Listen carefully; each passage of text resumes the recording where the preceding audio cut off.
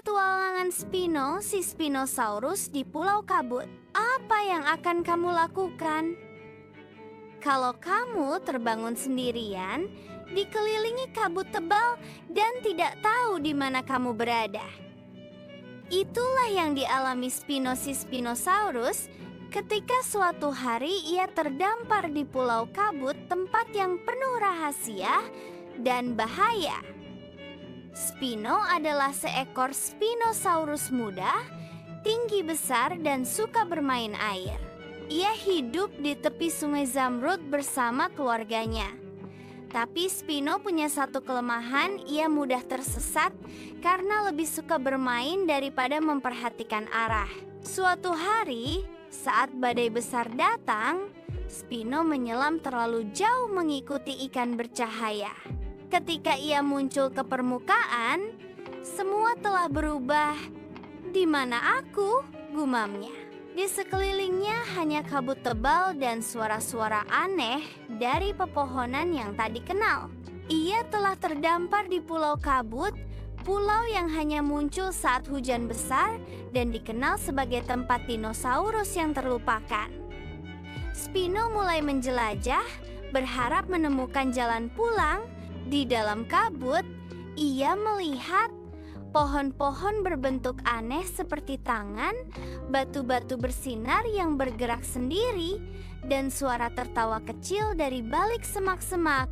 Tiba-tiba muncul sosok kecil. Lulu, seekor Compsognathus mungil yang tinggal di pulau itu. Lulu berkata, "Kamu harus hati-hati. Pulau ini bukan cuma berkabut, tapi bisa berubah bentuk kapan saja." Spino tidak percaya, tapi saat tanah di bawahnya tiba-tiba menjadi lumpur dan membawanya ke gua gelap, ia mulai sadar pulau ini hidup. Di dalam gua, Spino bertemu dengan dinosaurus-dinosaurus yang tersesat dari masa lalu, seperti Tomosi-Triceratops tua, Narasi Velociraptor yang kehilangan suaranya, dan Boru si Brachiosaurus yang tidak bisa melihat matahari. Mereka semua pernah mencoba keluar, tapi gagal.